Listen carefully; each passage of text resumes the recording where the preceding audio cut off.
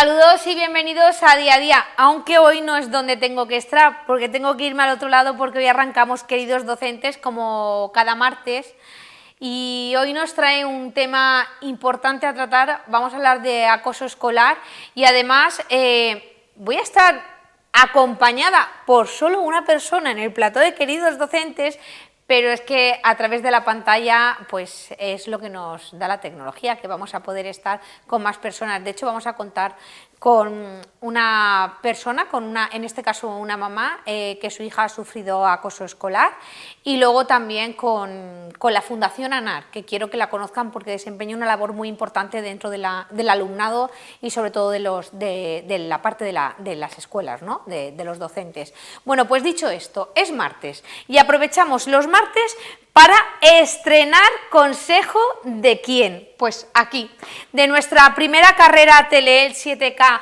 Corre por tu empresa, Grupo Paredes Automoción. Bien, nuestro Juan Carlos Esteso, director deportivo de la carrera de estas 7K, nos da el quinto consejo, creo que vamos por el 5 ya.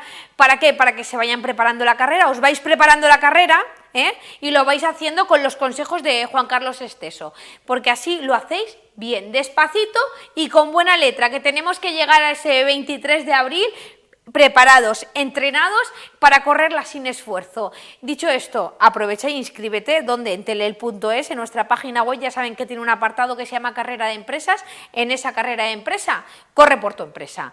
Y si no, también lo puedes hacer de forma individual. Yo os dejo con el consejo de Juan Carlos Esteso y me voy, que me está esperando mi invitado en Queridos Docentes.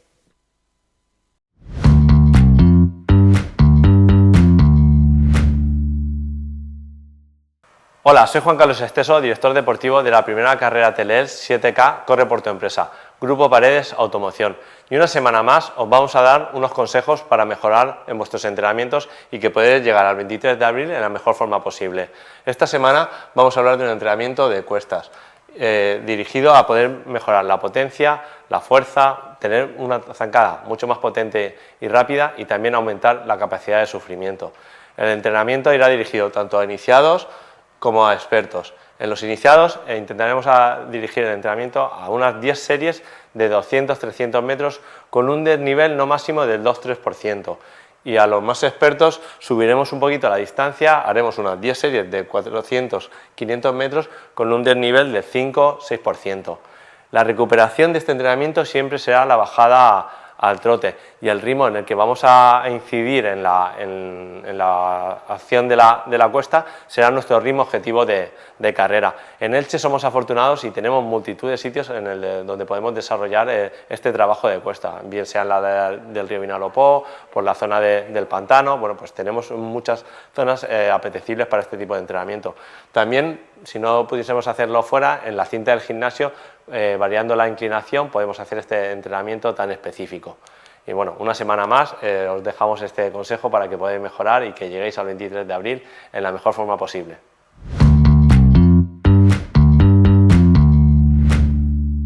Inscribe a tu equipo en nuestra página web teleelch.es y corre por tu empresa. Patrocinan Grupo Paredes Automoción, Demesol y El Rey de la Fibra.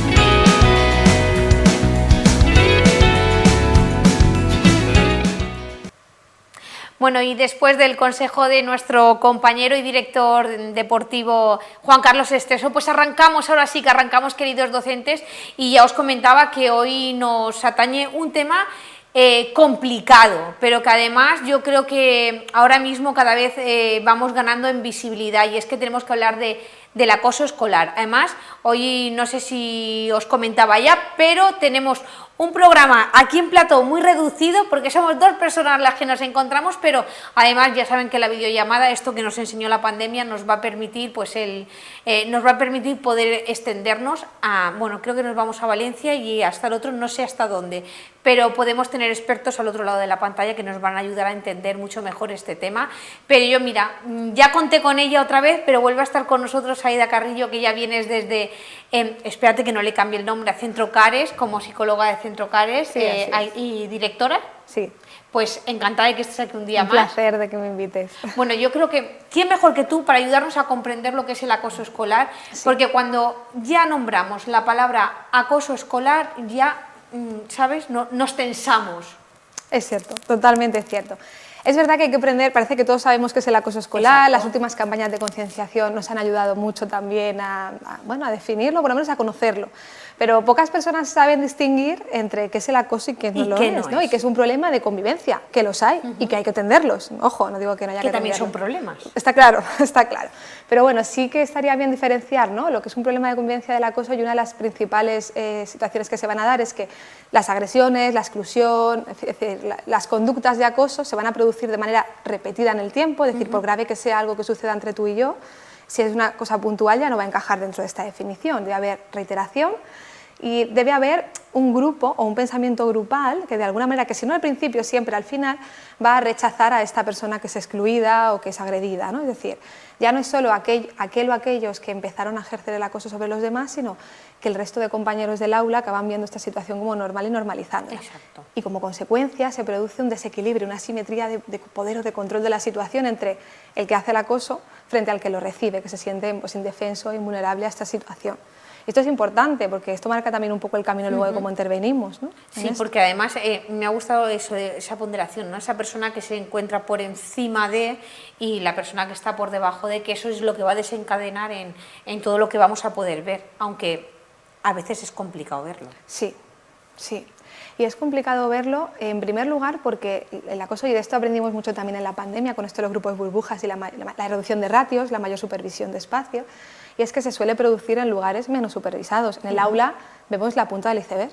O sea, lo que más se va a dar en los recreos, en los cambios de aula, en pasillos, vestuarios, es decir, situaciones donde el adulto tiene menos control o menos supervisión del espacio.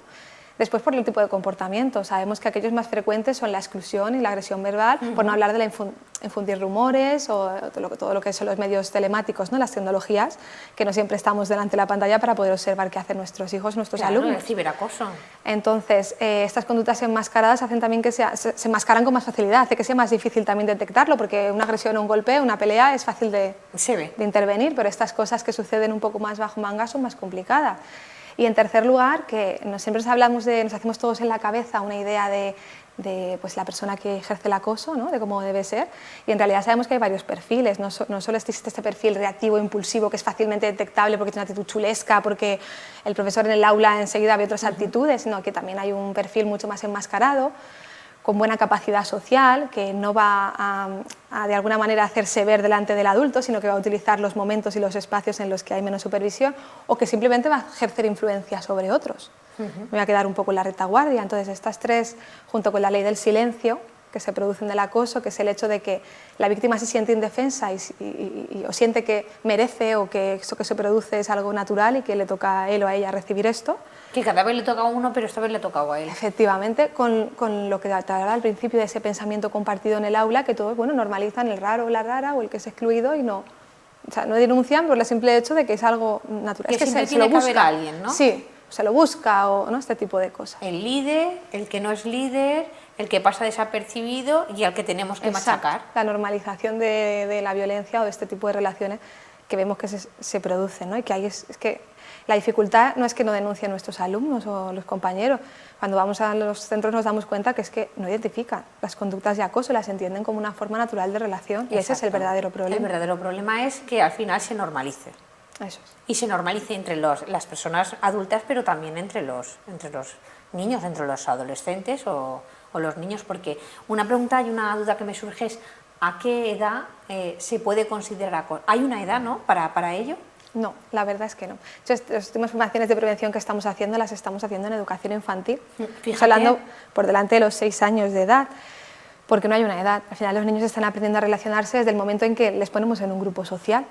Es verdad que las relaciones se van haciendo más complejas, las habilidades sociales también, y sabemos que el pico lo encontramos en la adolescencia cuando hablamos de ciberacoso, y los últimos estudios señalan en torno a los 10 años, es decir, en primaria. Siempre hemos hablado de prevenir en primaria para intervenir en secundaria. No, en primaria ya hay que intervenir. Fíjate, de hecho, hemos tenido casos también nosotros en nuestro centro de niños de 7 o 8 años, es decir, que no hay una edad. Es decir, hemos bajado la edad. La hemos bajado. Pero no es que la hayamos bajado, sino que nos hemos dado cuenta que el foco estaba mucho más abajo de lo que nos creíamos. Eso es. Al final los niños, y lo vemos en los niños de 2 o 3 años, replican la forma de hablar y de actuar de los adultos. De la misma manera, pues replico el comportamiento de hermanos mayores o de otros iguales, y entonces estas dinámicas se pueden generar a un nivel más sencillo y también una forma más fácil también de intervención para solucionar el problema, pero se pueden dar desde el inicio de la escolarización. Y otra de las dudas que me surgen es si estos jóvenes o estos niños o niñas cuando han sido diagnosticados, es decir, con acoso escolar, que sí que cuando se ha detectado. Cuando se ha detectado, ¿son más propensos a que puedan ser acosados a lo largo de su vida?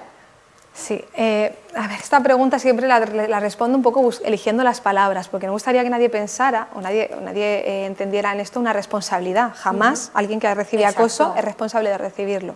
Responsable aquel que lo ejerce y aquel que lo apoya o que no hace nada, ¿no? Pero sí es verdad que lo que hemos visto en los menores que sufren acoso es que tienen ciertas vulnerabilidades. Entonces, ¿qué es una vulnerabilidad?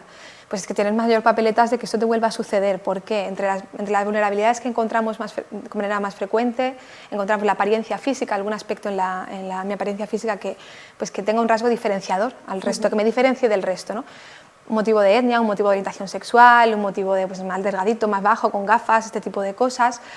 También aquellos niños que tienen un diagnóstico, un diagnóstico de autismo, un diagnóstico de déficit de atención o hiperactividad, que son niños más movidos, que muchas veces por sus dificultades a nivel social pueden resultar irritantes o pesados para otros y les pone como el foco de luz. Entonces, niños también que no saben defenderse, o que son más tímidos, o que se encuentran más indefensos cuando quieren evitar el conflicto, ¿no? Y entonces no saben poner límites o decir, oye, esto no me gusta. Entonces, claro, yo cuando me encuentro en esta situación y me cambian de centro, que es una de las estrategias que muchas veces la familia por proteger, ¿no? El primer paso, pues me voy con mi mochila de vulnerabilidad también, igual que tengo fortalezas y puntos fuertes, pero me voy con esa mochila también a otro contexto y imagina cuando eso se vuelve a suceder, ¿no? Es decir, el efecto que tiene para la persona es mucho mayor al final, pero el problema soy yo. Fíjate, acabas de tirar un mito abajo. No por ser fuerte no debes de ser vulnerable. Es decir, somos vulnerables a poder ser acosados en cualquier momento. No hay un perfil. Es decir, yo te he hablado de rasgos en general, pero no hay un perfil. O sea, cualquier alumno puede convertirse en aquel que acosa y aquel que recibe el acoso. Esto es importante, que no hay un perfil en una dirección y en otra. Claro. Perfectamente. Y ahora el dato, yo creo que alentador es, pues, tiene solución. Claro, desde luego. Desde los dos puntos de vista, el acosado y el acosador. Y de hecho tenemos que empezar a cambiar un poco la mente. Aquel que sufre acoso necesita ayuda, pero aquel que lo ejerce también. Y todos aquellos que están en la clase viendo y normalizando esto también la necesitan. Los espectadores. Exacto. Entonces necesitamos hacer una actuación con todo el aula y una actuación que sea a todos los niveles. Es decir, tenemos que trabajar la individualidad y las necesidades que tiene aquel que es más vulnerable, pues darle las herramientas que necesita para defenderse de esto, para generar autoestima, para, en fin, un grupo de ayuda. Es decir, cuando vemos que una de las cosas que más ayudan a solucionar este problema es generar un pequeño grupo de apoyo, porque aquel que sufría bullying o bien ya tenía dificultad para establecer relaciones sociales con sus iguales, o bien ha acabado aislado por la dinámica de bullying. Entonces necesitamos un grupo de apoyo que refuerce y que dé seguridad también en el cole. No es lo mismo luchar yo solo ante el mundo que tener un equipo, ¿no?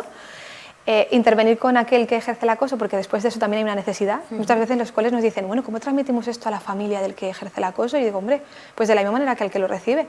Tenemos un problema que hemos detectado, una necesidad de trabajo en este niño o en esta niña, y tenemos que darle herramientas, pues está aprendiendo a relacionarse de una manera que sabemos que es la antesala de la conducta delictiva en el futuro. Sabemos que es una forma de relacionarse donde al final acaban siendo aislados en otras etapas, porque al final en la primaria pues todos podemos seguir al líder por miedo, ¿no?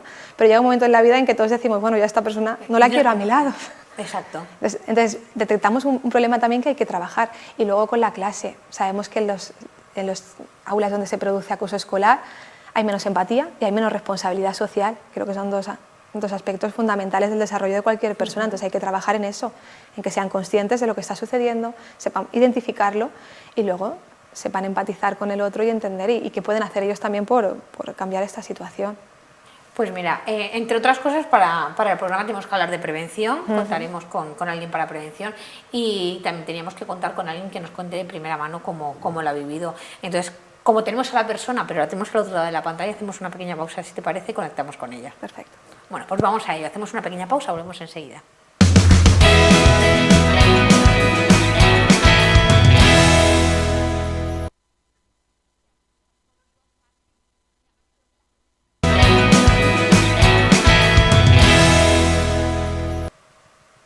Bueno, pues hasta Barcelona nos vamos a ir y vamos a presentar, porque antes de la publicidad le estaba contando a Aida que íbamos a tener a una mamá en este caso que su hija había sufrido, bueno, voy a decir presuntamente acoso escolar, que creo que es como lo tengo que decir, pero ella se llama Mónica Llamas, es maestra y además experta en acoso escolar, así que le vamos a dar la bienvenida a Mónica. Mónica, bienvenida.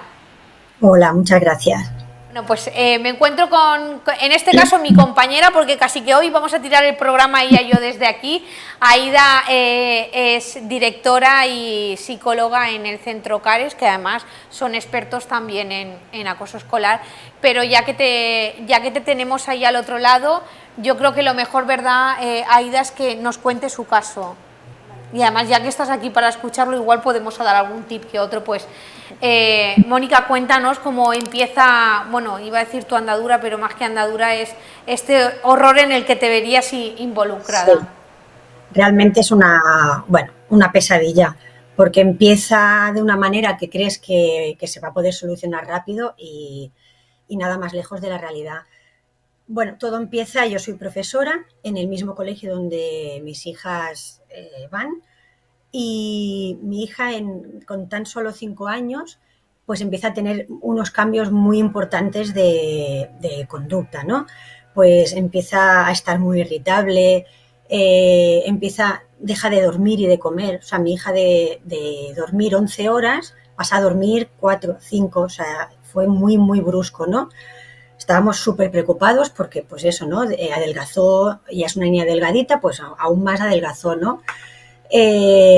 Insomnio, pesadillas, no quería ir al colegio. Entonces aquí empezamos un poco a indagar, a ver qué es lo que podía pasar, ¿no? El problema de todo esto es que cuando por fin descubrimos, porque mi hija no hablaba, no lo explicaba, cuando por fin ella empieza a explicar y nos dice lo que le está pasando, yo súper convencida de que me iba a encontrar un apoyo en el colegio y un apoyo pues con las personas que deberían ayudarnos, me encuentro todo lo contrario. Es un muro infranqueable en el que nadie ayuda, todo el mundo lo tapa y aquí no pasa nada, esto tú te lo estás inventando, se lo está inventando tu hija, pero esto no pasa aquí en el colegio. Entonces, bueno. Mónica, estamos hablando de un hecho actual, es decir, estamos anclados prácticamente ahora. Bueno, esto pasó hace más de 3 años. O sea, mi hija en ese momento tenía 5, ahora tiene 8, y después de 3 años seguimos ya no luchando con el colegio, porque yo creo que es una causa perdida, pero sí intentando pues que no le pase a otras familias, porque a raíz de esto, aparte de formarme como experta en acoso escolar y todo, pues también soy como la portavoz, se podría decir, de un grupo de Instagram que se llama El Iceberg del Bullying, que somos un grupo de madres donde ayudamos a víctimas de acoso escolar, denunciamos por redes todo lo que está pasando, intentamos visibilizar el problema que hay. Bueno, entonces, yo aquí creo que lo mejor es que Aida lo cuente, ¿no? El poder de las asociaciones que hablábamos fuera de plató. Es así. Las asociaciones tienen la oportunidad de llegar a la población, es decir, de llegar a los medios, de llegar a quien que tiene que tomar decisiones sobre cómo solventar este problema, y para mí tienen una labor fundamental. Yo lo hablaba, ¿no? Muchas veces nosotros desde nuestro área es muy complicado reivindicar o solicitar o conseguir un cambio en ese sentido, y las asociaciones ahí, como la que comenta Mónica o la Asociación Plata de Cara al Bullying también, es decir, que funcionan en nuestra provincia, se encargan de esto, ¿no? De dar voz a aquellos que normalmente pues quedan callados ante esta situación. Porque además es que Mónica se encuentra con, lo ha dicho, infranqueable, ¿no? En su escuela pues no le han hecho el caso que ella esperaba. Imagínate, ya lo has dado hasta como, ¿no?, causa perdida. Sí, totalmente. Tanto con el colegio como con inspección. Mi hija, bueno, por suerte está mejor, porque llegó a tener depresión y ansiedad pues con 5 o 6 años, diagnosticada por psicólogos. Evidentemente le quedan secuelas de baja autoestima, de inseguridad, de tics nerviosos, insomnio, pero a pesar de todo eso, pues está mejor. Entonces es un poco como, bueno, vamos a trabajar con ella, vamos a esforzarnos porque ella siga mejorando, vuelva a ser la que era y el resto pues es que es una lucha perdida. ¿A quién acudes? Porque si en un principio ya sabemos que en tema de educación no has podido en el colegio, ¿cómo buscas gente experta, ¿no? ¿Cómo llegas? ¿Qué son los pasos que das? Pues mira, yo siempre digo que ojalá me hubiese puesto en contacto con una asociación pues contra el bullying cuando empezó todo esto, ¿no? Porque me hubiese evitado muchísimos problemas y muchísimo sufrimiento, porque yo en un principio yo no entendía nada, no entendía por qué nadie me ayudaba, no entendía por qué lo tapaban, por qué no veían lo que estaba pasando. Claro, yo después de haberme formado, de haber visto lo que de verdad está pasando, yo lo pienso, ¿no? Si como maestra no he podido ayudar a mi propia hija, a pesar de todos los caminos, las puertas que he tocado, entonces yo pienso, nos estamos olvidando de algo muy importante. Cuando los medios de comunicación o la gente habla de los agresores, de la educación de hoy en día, que hay falta de empatía, de respeto, yo creo que se pierde lo verdaderamente importante, que es lo que nos pasa a las familias cuando pedimos ayuda para que nuestros hijos, que nuestros hijos están sufriendo acoso escolar, ¿no? Porque todo sería mucho más fácil. Si nuestro hijo sufre acoso escolar y recibimos una ayuda, ese sufrimiento se acabaría en semanas, en meses, como mucho. Pero es que ese sufrimiento sigue y continúa por culpa de ese silenciamiento que hay hacia las familias. Yo considero que somos maltratadas por quien realmente debería ayudarnos a resolver el problema del acoso escolar. Pues yo creo que aquí mejor que hable Aida, que yo creo que como experta en el tema y está sintiendo, es decir, que os encontráis con eso a menudo. Sí, hay dos motivos principales por el que muchas veces esa ayuda no llega a las familias. Uno de los motivos es muchas veces el no saber hacer, ¿no? Parece que si yo no acepto que hay un problema, no tengo que ocuparme de él, ¿no? Y entonces esto muchas veces te habla más de mis propias competencias que de lo que está sucediendo, ¿no?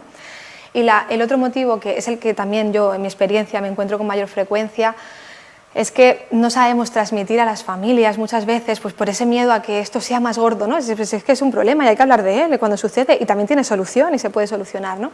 Pero muchas veces el hecho de reconocer el problema pienso que va a hacer que esto sea mayor de lo que es y entonces intento minimizar. Y esa minimización que hacemos se entiende en las familias como que no se me está escuchando, no se me está entendiendo y no se le está dando la importancia que este problema tiene. Y esto abre una brecha entre la familia y la escuela muchas veces. Y a veces en la escuela se están haciendo las cosas, se está siguiendo el protocolo que se marca, pero no se sabe transmitir esto a la familia que pasa día tras día y que lidia con su hijo o con su hija, que ve sufrir y que ahí los días son años y los meses son siglos, es decir, entonces creo que muchas veces es un problema de comunicación y otras veces de no saber cómo aplicar o no saber cómo llegar a solucionar esto, ¿no? Falta de formación al fin y al cabo, en ese sentido. Y mira, hablando de la falta de formación, Mónica la tuvo que buscar por su cuenta. Exacto. Yo reconozco que no tenía ni idea de acoso escolar, incluso no me imaginaba que podía empezar a edades tan tempranas y a raíz de todo esto te das cuenta de que no, de que existe, de que no somos la única familia que lo ha padecido o lo está padeciendo. Hay muchísimas familias que nos llegan o que llegan a asociaciones que nos hablan de, pues eso, niños de 5 o 6 años que están pasándolo verdaderamente mal y no se habla de ello. Bueno, es ese patrón de silenciamiento, ¿no? De aquí no pasa nada, que no se quiere saber. Luego el tema de, no sé si he comentado, ahora no me acuerdo cómo se llama. ¿Aida o a mí? ¿A Miriam o a Aida? No, Aida.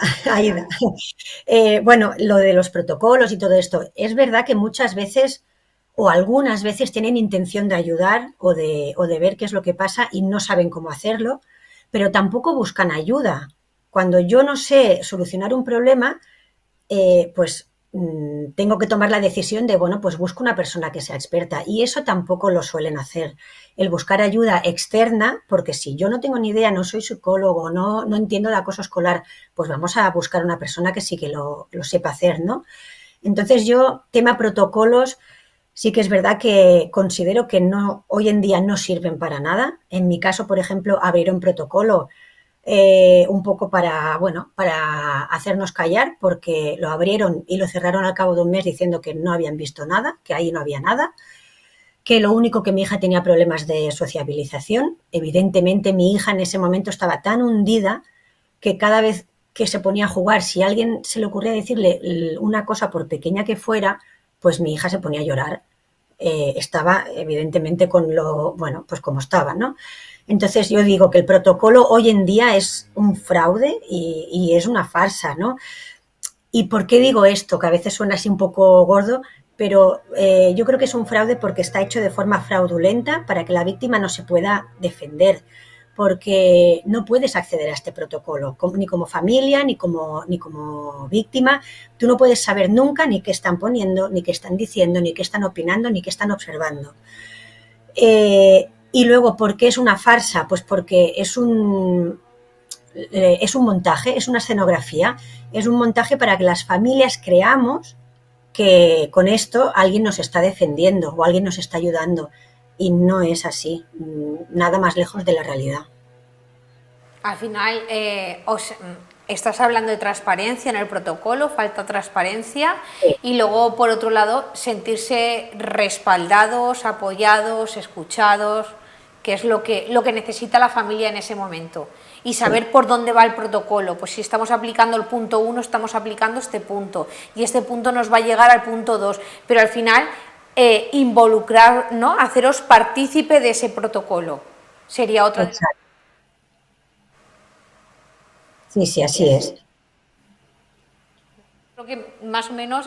Completamente de acuerdo. Totalmente de acuerdo. Bueno, yo creo que lo cuente mejor. Totalmente de acuerdo. De hecho, es que cuando no se comunica, que creo que sí que es el error que se comete prácticamente en todos los casos, cuando esto no se comunica a la familia, también es que estamos revictimizando a la persona que sufre el bullying y a su familia, que también está sufriendo, porque siempre hablamos de los protagonistas de los niños que sufren bullying o los adolescentes que sufren bullying, y nos olvidamos de que el bullying lo sufre aquel que está en la escuela y su familia. Exacto. Que lidia con esto, ¿no? Entonces, sí, yo sí estoy de acuerdo. De hecho, es una de las cosas que cuando formamos en docente más incido, ¿no? En cómo comunicar las cosas a la familia y en que es imprescindible que sean al corriente del procedimiento, que esto calma mucho la preocupación y la ansiedad, ¿no? Pues, a ver, Mónica, a mí me encantaría poder seguir contigo. De todas maneras, te damos las gracias por haber contado tu experiencia, que es tan importante para que la gente la entienda y para que vea esa parte de la familia, cómo os sentís y cómo... Porque hay contrasoluciones. Al final esto se trata de trabajar todos y remar todos, porque no es un problema solamente de quien lo padece o de quien lo realiza, sino es un problema de la sociedad y tenemos que remar todos a la una. Exacto. Es un problema grave que hay que buscar soluciones, y soluciones desde arriba, no desde los colegios también, pero sobre todo de arriba del Estado, del Gobierno, porque son ellos los que tienen realmente la llave para poder empezar a cambiar cosas. Y de momento, pues bueno, no se está haciendo. Por eso hay tantas familias que cuando buscan ayuda de todas las maneras posibles, porque nosotros fuimos a inspección, a fiscalía, a policía, y aún así no encontramos la ayuda. Por eso después pasan cosas muy graves, como lo que hemos escuchado por las noticias últimamente, ¿no? De hijos que se suicidan, que se tiran de un balcón. Porque lo que de verdad está pasando es eso, que no solo no recibimos ayuda, sino que las familias nos sentimos súper ninguneadas y maltratadas. Y además el tema del suicidio, mira, a mí me gustaría tratarlo en programas venideros, en programas próximos, puesto que hay un repunte fuerte, ha crecido y al final hay que darle visibilidad también. Es importante saber lo que sucede y cuáles son las consecuencias. Exacto, sí, sí. Mónica, nos quedamos sin tiempo, pero un placer de verdad poder contar con tu experiencia, que ojalá no la tuvieras que contar, pero no por no visibilizarla, sino porque no existiera, pero es la dura realidad y lo que te ha tocado vivir. Así es que muchísimas gracias, Mónica. Gracias a vosotros por invitarme, y un placer, de verdad.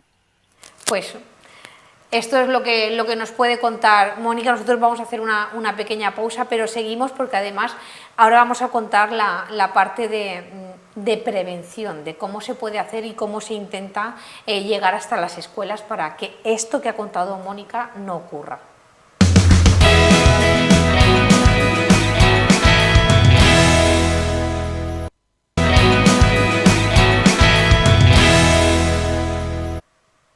Pues seguimos en día a día, exactamente en Queridos Docentes. Ya saben que estamos, bueno, creo que lo sabéis, pero si no, yo lo retomo. Estamos hablando de acoso escolar. Hemos podido contar ahora mismo con la experiencia de una mamá que su hija sufrió acoso escolar, y ahora pues queríamos hablar de esa forma de la prevención, ¿no? De esa parte tan importante que tiene el acoso escolar, y para ello vamos a conocer la labor de la Fundación ANAR. Tengo pues a una de las personas que forman parte de ella, se llama Ana, está con nosotros al otro lado de la pantalla, así es que le vamos a dar la bienvenida. Ana, bienvenida. Muchas gracias a vosotros. Yo creo que lo mejor es que tú presentes la Fundación ANAR y que digas a qué os dedicáis. Bueno, es que la Fundación ANAR tiene como muchos labores y muchos pilares, ¿no? Nosotros, Fundación ANAR significa ayuda a niños, niñas y adolescentes en riesgo. Somos una organización sin ánimo de lucro que trabajamos para la promoción y defensa de los derechos de todas las personas menores de edad residentes en el territorio español, en España. Entonces, nuestro principal programa que tenemos desarrollado en España son las líneas de ayuda ANAR, líneas telefónicas y virtuales, porque también tenemos el chat, a las que atendemos 24 horas todos los días del año, profesionales de la psicología, junto con un equipo de trabajadores sociales y otro de un equipo de derecho, para ofrecer una orientación integral a todas las personas que nos llaman o que nos solicitan la ayuda.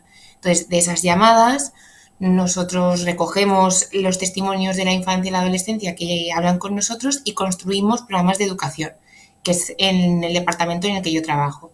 A través de esos testimonios hacemos programas de prevención de todo tipo de violencia contra la infancia, y uno de ellos es la violencia entre iguales, que es el acoso escolar. Pues los niños y las niñas llaman muchísimo y contactan muchísimo con nosotros por problemas que pasan en el colegio, en clase, entre cambio y cambio de clase, en recreo, de camino a casa, a través de las redes sociales, pues que realmente les hace muchísimo daño y que muchas veces los adultos no sabemos percibir porque pasan a escondidas.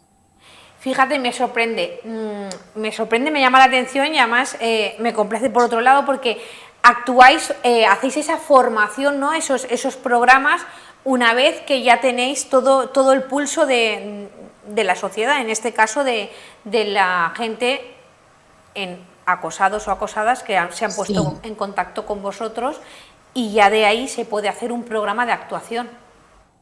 El programa de actuación, hombre, estaría bien que el programa de actuación fuese antes de que sucediesen las llamadas. Lo que pasa es que las peticiones de ayuda nos proporcionan muchísima información, pues tendencia, cómo se hace, la edad media, cuánto tiempo tardan el alumnado en contar lo que está pasando. Por ejemplo, hace muchísimos años, siempre que pensamos en acoso escolar, pensamos en agresiones físicas muy graves. Actualmente es mucho más habitual ver, por ejemplo, una agresión cibernética que una física, y esa información la tenemos gracias a que el alumnado confía en nosotros y nos cuenta lo que está pasando. Fíjate, no, pero está claro que lo interesante es la prevención, pero esto también es una forma de prevención, y es una forma de prevención que hacéis con los datos en la mano. Sí, además nosotros lo que hacemos es estudiamos la edad media, pues que la edad media según nuestras llamadas es a partir de los 12, 13 años, cuando empiezan a contarlo. Se supone que llevan entre más de un año y pico sufriendo el acoso escolar, pues entonces nosotros bajamos a los 10 años, y ahí 10, 9 años es cuando empezamos a hacer la prevención con ellos, para que sepan identificarlo desde el inicio, para que ellos con cualquier manifestación que pueda relacionarse con el acoso escolar sepan que tienen que contárselo inmediatamente a su tutor o a su tutora, y que no tienen que dejar que esto vaya a una situación muchísimo más grave que tenga consecuencias muy negativas para la víctima. Por lo tanto, la prevención no la hacéis en cuanto al docente, sino en cuanto a los niños. Nosotros vamos a las aulas habituales, nos desplazamos a las aulas de los centros educativos y estamos con el alumnado.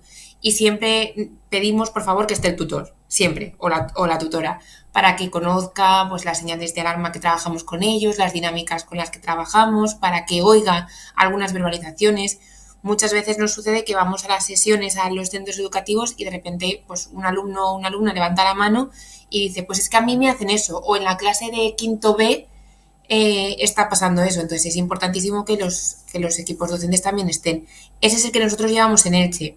Dentro del programa de educación de la Fundación ANAR tenemos docencia para equipos docentes, es decir, para que los profesores sepan identificar pues las señales de alarma del acoso escolar y qué tienen que hacer ante una situación, cómo prevenirla, cómo intervenir, dónde acudir, a quién llamar y demás.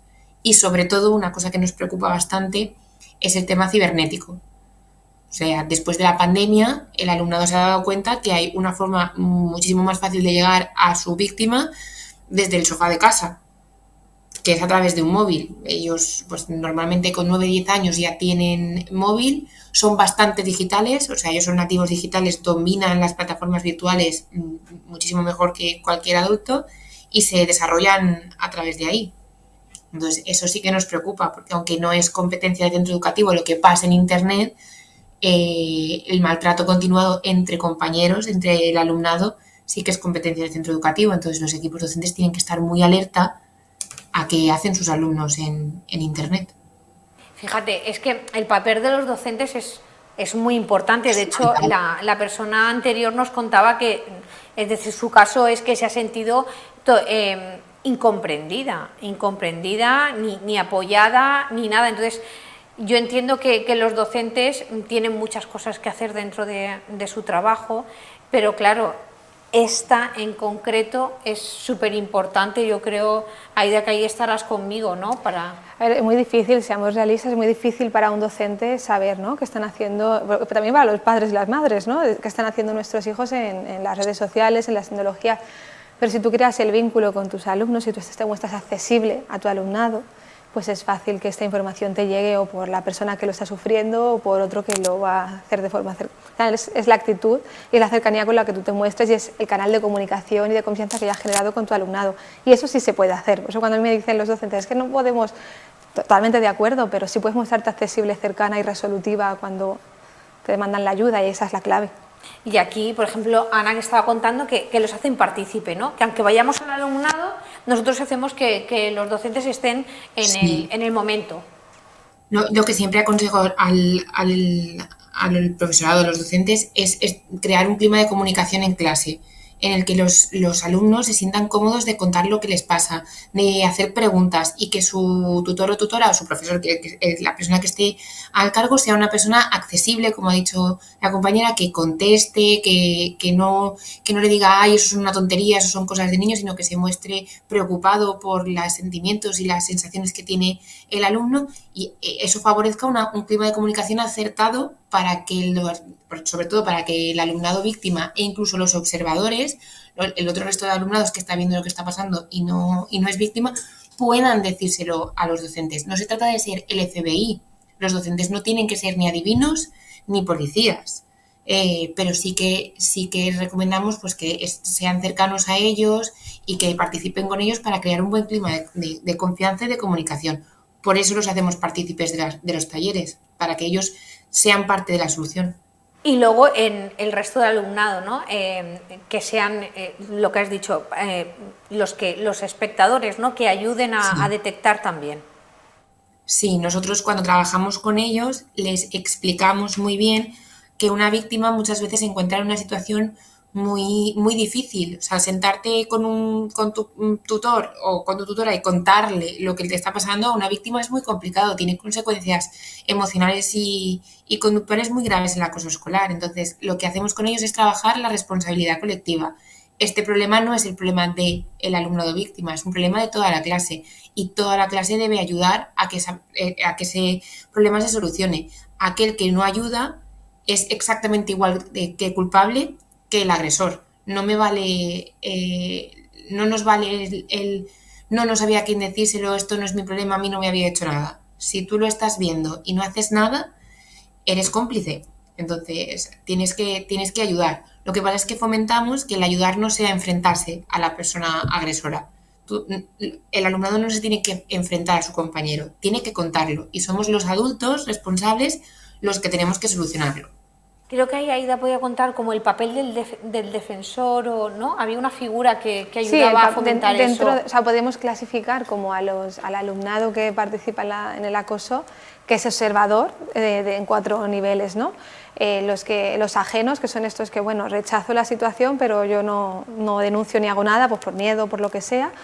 Los seguidores, que son aquellos que refuerzan al que ejerce el acoso, que le animan, que le jalean, los que de alguna manera refuerzan sin ser seguidor, es decir, me río de lo que haces, te doy una aprobación de una manera más pasiva, y los defensores, que serían aquellos que rechazan de una forma activa lo que está sucediendo, y es esto, ¿no? El diciendo, o bien defendiendo a aquel que sufre, o bien acompañando a aquel que sufre, o bien denunciando lo que sucede a un adulto, en este caso un profesor, un docente, ¿no?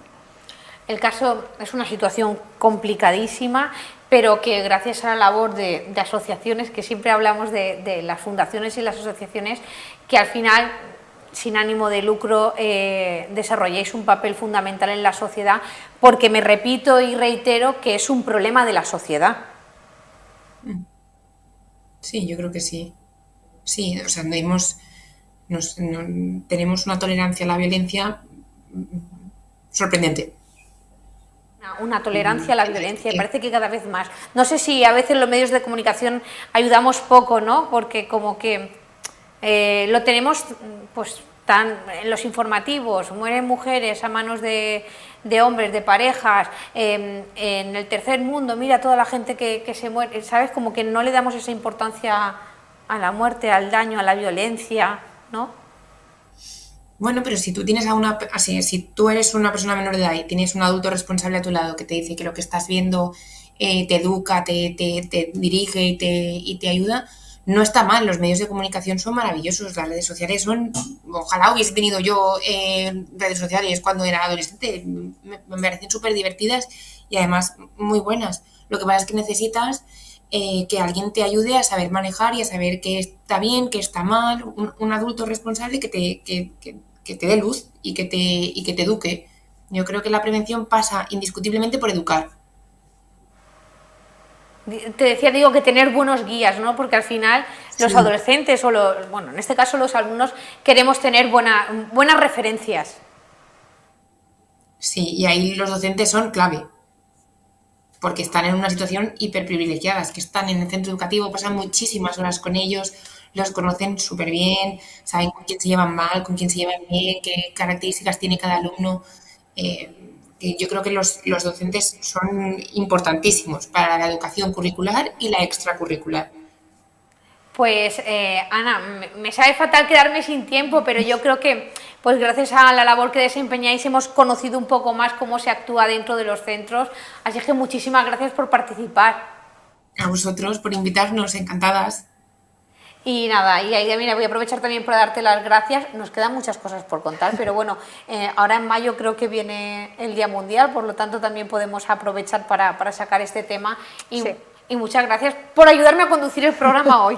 Nada, es un placer, es un placer. Y cualquier duda que tengan, pues ya saben que mira, en este caso os hemos dado la Fundación ANAR, no han estado, les mandamos un beso también a Planta de Cara al Bullying, que no han podido estar con nosotros, pero también desempeñan una labor súper importante, y por supuesto al Centro CARES, a Sejaida, nuevamente muchísimas gracias. A vosotros.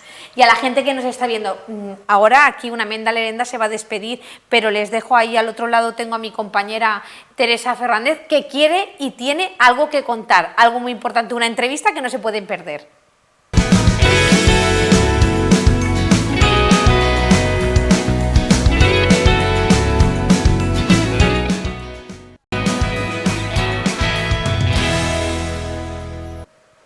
Pues continuamos en Día a Día, esta vez lo hago desde aquí, desde esta zona, y yo estoy encantadísima con la invitada que tenemos hoy, porque es, bueno, yo diría que es una cantante pues renombrable y muy importante aquí en Elche y también a nivel nacional e internacional, porque se ha quedado justo a las puertas para representar a San Marino en Eurovisión. Vamos a hablar de eso, pero también vamos a hablar de proyectos de futuro, de libros, de singles, de muchísimas cosas que tiene nuestra, bueno, yo voy a decir ya mi compañera Verónica Romero, que está aquí en Teleelch en Día a Día. Teresa, ¿Qué tal, Verónica? Muy bien, estoy aquí muy cómoda, digo, no sé si apoyarme, ponerme así, estoy comodísima. ¿Esta es tu casa? O sea, que ponte como tú quieras. Estoy encantada de todos los proyectos, de todas las, pues eso, todas todas las experiencias que estoy viviendo.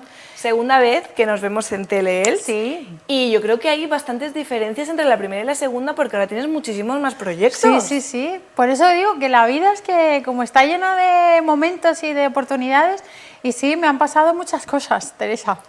No sé ni por dónde empezar. Ya, yo tampoco, pero si te parece vamos a empezar por San Marino. Venga, que vale. de repente yo dije, una ilicitana, otra, nos va a Otra, representar en Eurovisión. Cuéntame. Sí, pues nada, esto fue algo que ya llevaba varios años con una canción que la compuse con Phil Collen, que es el guitarrista de la banda de Fleppard, que se llama Army of One.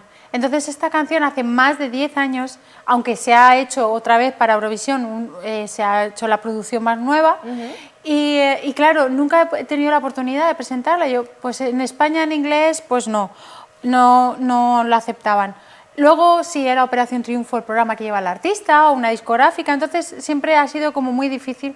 Entonces me dijeron, mira Verónica, pues por otros países, que aunque no seas de... Y me dijeron con San Marino y la presenté este año y la verdad es que ha sido...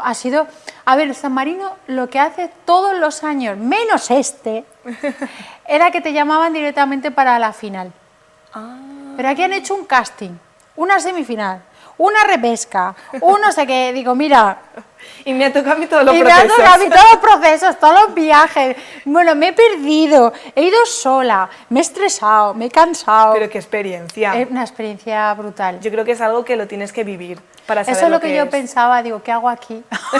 Y luego decía, pues porque Claro. tienes que vivir la experiencia. Totalmente. Army of One es una canción dedicada a tus fans, ¿no? Si no me No, equivoco. esa era mi inspiración. Ah, vale. Army of One es una canción que habla de la unión, del amor, te da un subidón porque es un rollo así, un Sí. estilo Queen, y estas canciones potente, la potentes que te da esa pasión interna de los conciertos, ¿no? Yo creo que es Entonces, fuerza. Sí. De hecho, en la foto salías tú Sí, pintada, con ¿no? Con la sí, raya. sí. Claro. Y además es eso, y yo, mira, me pasé cuando salió en las listas que era número 1 en ventas, bueno, yo me pasé todo el día llorando. Ay, sí. de la emoción, de hecho, verdad. lo vi yo por redes, que muchísima gente se hizo eco de la noticia. Sí. Wow. Pero que mira, todos los medios de comunicación, programas de televisión que nunca me llamaban y de repente me llamaron para hacer entrevista. Era como... Y claro, por fin, esa canción que llevaba tantos años guardada en un cajón, ojalá hubiera llegado, ojalá la hubiera cantado en Eurovisión, eso hubiera sido pues Claro. el escenario perfecto, pero la vida no siempre es así. No ¿En siempre... qué fase te quedaste? Ya está en la semifinal. La semifinal. Ay, Entonces, bueno, pero no lo entiendo. Porque, No, yo tampoco. mira, hasta había gente allí que dice amigos y tal, y me decían, vaya canción. Y se quedaron sorprendidos, incluso la gente de la organización me vinieron y me dijeron, lo sentimos mucho, Vero. Claro. Digo, yo también, ¿qué ha pasado? Pero bueno, Digo, también ha sido una oportunidad de también salir de lo que es el público Sí. internacional y demás. Claro, y ojalá esta canción siga expandiéndose, porque yo tenía un miedo. Yo sé que en la vida no hay que vivir así, con miedos y siempre pensando en lo negativo. Con esta canción es que la tenía tan protegida, Claro. que decía, yo solo deseo que salga en el momento que tenga que salir y que se expande y que la gente la escuche. Y claro, para mí era que no quería que se quedara ahí, y ese miedo no puedes vivir así. Entonces dije, ¿hasta dónde ha llegado? Adelante. Adelante, Y ya hasta donde llegue. ¿Qué tal con la comunidad Eurofan? Muy bien. Sí, porque yo sé que te arropan y vamos. De hecho ahora estoy teniendo más entrevistas. Me he dicho que me hubiera encantado ir a las pre-parties estas, pero sé que me han dicho que es que hay muchos artistas este año. Entonces digo, bueno, pues ya, si no para... Pero yo solo deseo, mira, ahora voy a cantar en Norteralia y voy a cantar Army of One, y donde me dejen voy a cantar Army of One, y es que lo deseo tanto porque... Pues eso, Son recuerdos también tan bonitos, imagino, cuando tú cantes, cuando pase el tiempo. Es que yo con esta canción me quedé en semifinales para representar a San Marino en Eurovisión, que no es cualquier cosa. No lo es, y además es el trabajo y el cansancio y el esfuerzo, porque me acuerdo que llevaba semanas sin ir a casa. Antes he grabado videoclip, he hecho 2 conciertos, la noche de antes hice otro concierto, viajé a San Marino a las 4 de la mañana, Alicante, Barcelona, Bolonia, un coche, llegué a San Marino reventada, después de una noche de concierto y luego ir a cantar allí. No nos dejaron hacer prueba de sonido. Eso es algo que deberían de cambiar. Porque tú no puedes ir a pelo. Tú no puedes ir a un casting, a una semifinal, sin hacer prueba de sonido. No. No se puede. No, porque es jugártela. Claro, porque vamos, es que no. Ya. Entonces, pues bueno, eso sí que es una cosa que yo sí que ahí, si nos reivindico. están viendo alguien de San Marino, que por favor hagan pruebas de sonido. Por favor, lo dejamos ahí. Claro. Y vamos a pasar de Army of One, que se queda ahí en el recuerdo, por favor, a todas las personas que nos están viendo. Si no la han escuchado, que se la pongan, que es Mira, está en un YouTube, temazo. Sí, es un temazo. Está en YouTube, está en todas las plataformas. Que la escuchen. Y también yo quiero mencionar que vienen proyectos de futuro, un nuevo single que está por ahí, el 17 de marzo, si no me equivoco. Sí, este viernes. Este viernes. Sí. Se llama No es un adiós y es algo muy especial. ¿Por qué? Porque este proyecto va acompañado de un libro que he escrito que saldrá en octubre. Y se llama el libro se llama Alma y el camino del despertar. Y es un libro que, aparte de ser una novela de fantasía, que te ayuda a abrir conciencia, te ayuda, tú te conviertes en esa protagonista y ella pues emprende su despertar. ¿Qué es el despertar? Pues es ese momento en la vida en el que tienes esa depresión, esa noche oscura del alma y ya pides por favor ayuda, que quieres salir adelante. Y entonces ese camino te ayuda a ¿qué? Pues a desprenderte del miedo, del ego. Le pasan muchas cosas, el bosque le habla, es como el conocimiento, la voz de su maestro, la voz de la conciencia, por decirlo de alguna forma. Y hay una historia de amor muy bonita y muy dura, la vida de cada uno, ¿no? ¿Cómo ves, cómo puede ser que él tenga esa vida? ¿De dónde viene? ¿Cómo puede ser, no? Y luego, pues, ¿qué pasa? Que con este libro va acompañado un single que se llama No es un adiós. Y en el videoclip, que sale también este viernes, sale Miriam Díaz Aroca. ¿Qué te iba a decir? Sí. Claro, digo, no sale cualquiera. No, está Miriam Díaz Aroca, que sale de hada madrina, pero es más que una hada madrina, es una guía, ¿no? Es ese lado de protección que tenemos nuestros guías que nos ayudan, nos protegen, están siempre ahí. Y Jaime Nava, que es precioso, muy guapo, y sale de chico, de protagonista, y que ahora están supervivientes. Eso iba a decir, es el chico que están supervivientes. Y que hay que votarle, hay que apoyarle. Yo lo lanzo por si acaso. Hay que ver Tele-Elche, pero oye, si se puede salir un poquito para votar también. Claro, tú sales de Tele-Elche y te vas a supervivientes. Y luego vuelves. Claro, y ya está. ¿Y cómo te inspiras para todo eso? Porque por ejemplo, este libro y este single está un poco inspirado en el mundo así más de hadas, de fantasía. Sí. A mí siempre me ha gustado mucho ese mundo desde pequeñita. Me acuerdo que mi hermana siempre me dice, ella tenía un libro muy bonito, blanco, que ponía hadas con una hada. Y yo lloraba, ¿qué quiero ese libro? ¡Que te lo des! Y mi hermana me dijo, tómalo ya. Pesada. Y descubrí las hadas gracias a mi hermana, porque a ella le gustaban y era muy pequeñita. Y siempre para mí ese mundo... Entonces, en realidad, no es que sea un mundo que no exista, es otra frecuencia. O sea, ¿no? Cuando te vas metiendo un poco en el mundo de las energías, por decirlo así, los planos... En eso sí que estás más metida, ¿no? Es que me gusta, no soy una persona que me lo crea todo o que, ¿sabes? Pues bueno... Porque te gusta informarte, ¿no? Sí, y hay cosas con las que resueno, que me parecen bonitas. Me han pasado de curiosidades con lo de San Marino, bueno. Sí. Que para esto habría que hacer un programa. Ya, te invito otro día. Sí, te lo cuento porque tela. Qué fuerte. Magia, era mágico todo, era como... Eso también depende, si hay cosas que las ves y no sientes que son señales, pues... Pasas. Por eso, si pasas... Por eso a mí me gusta pasar por la vida... Siempre pues que me pasan cosas, las analizo, tampoco me apego a ello, ni lo exagero, ¿no? Simplemente, ¡ay, qué chulo! Esto seguro que es para algo bueno. Y también te sirve de inspiración, por ejemplo, para el single o para el libro. Vamos, para mí escribir este segundo libro, porque ya tengo uno fuera que es de crecimiento personal, que se llama El valioso secreto que esconde tu sonrisa, y me encantó escribirlo, me lo pasé tan bien. Lo disfrutaste. Lo disfruté mucho. Y con el de Alma igual, es que no paraba de escribir, y ahora estoy escribiendo la segunda parte. Y es es como que entras en un momento de calma y empieza, como cuando compones música, es la inspiración, es un gozo. Claro. Es que te... Y con el single un poquito, ¿cómo va a ser más cañero, va a ser más tranquilito? Pues el single de No es un adiós es una balada, es muy bonita, tiene un momento ahí apoteósico, ¿sabes? Ahí rollo Celine Dion. ¡Qué guay! Dice la gente que le gusta mucho, le recuerda así canciones de Disney. Claro que sí, Claro, hombre. es que a mí me gusta porque encima, como, a ver, el cuento es una historia, es una novela de fantasía, pero también tiene un poco de tono de cuento, ¿no? Claro, tiene que adoptar un poco tono Sí, Disney, ¿no? Sí, Claro. entonces, digo, la canción va al pelo. Pues este viernes todos atentos a las Sí, plataformas, sí, ¿no? que van a ver a Miriam de Azaroca, van a ver a Jaime interpretando un papel que vais a decir, ¿qué le pasará en el libro para que se ponga así? Sí, bueno, yo también te he visto a ti porque subiste, no sé si Sí. fue ayer en Instagram como Sí. una especie de tráiler, que no se te da nada mal la actuación, ¿eh? No, Digo, no, mírala. No, además, claro, digo, voy a interpretar a Alma, porque, bueno, es La la protagonista, canción, ¿no? sí, sí. Ojalá llegue a, no sé, una película o algo, o Oye, una serie o algo. También llamamos a todas las personas que nos están viendo. Claro, si hay si yo algún no tengo director. problema.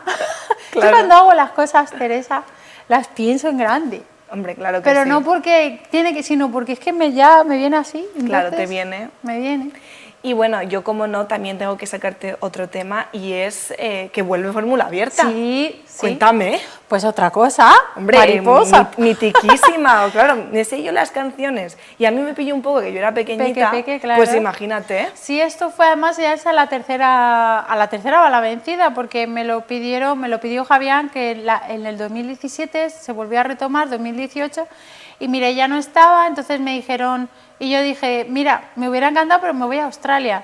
Es que me fui a Australia, es que la vida a veces no... Claro. Y luego la segunda vez fue en el 2020 o 2021 y fue lo mismo, me llamaron de la discográfica porque compartíamos la misma discográfica y casual, y yo dije que sí.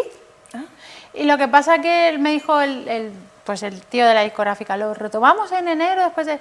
Y de repente vi que estaba otra compañera, que me alegro por ella, pero dije, pero si te había dicho que sí, que tenía mi proyecto en Claro. solitario, pero... Y recuerdo que ese verano Alex me dijo, Mañaca, porque me llaman siempre Mañaca. ¿Por qué realmente? Digo, si yo dije que sí, pero yo qué sé, la vida no...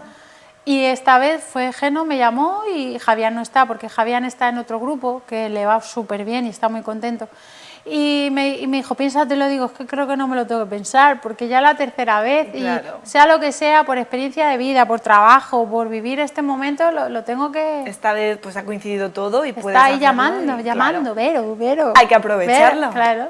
Entonces, ¿cuántos integrantes sois? Somos tres. Geno, que es la de siempre, y luego Enrique Anaut, que es de Operación Triunfo 2, y yo. Ah, vale, vale. Y ya estamos haciendo gira, hemos hecho promo, hemos grabado, hemos rehecho el single del Te Quiero Más con nuestras voces, porque claro, no podía, no sé, para hacer las promociones y También todo. salía Alex, ¿no? Imagino, Sí, claro. Entonces, pues bueno, ha sido, nada, pues Qué proyectos y bien. seguir adelante. ¿Cómo te sientes tú también por remover un poquito esos sentimientos de Operación Triunfo? Muy bien. Que fue un poco pues ese trampolín, ¿no? Que te hizo a Sí. ti saltar al mundo de la música. Pues muy bien, porque además sí que es verdad que hubo un momento en que ya dejas ese apego, ¿no? Es como que ya lo dejas ir.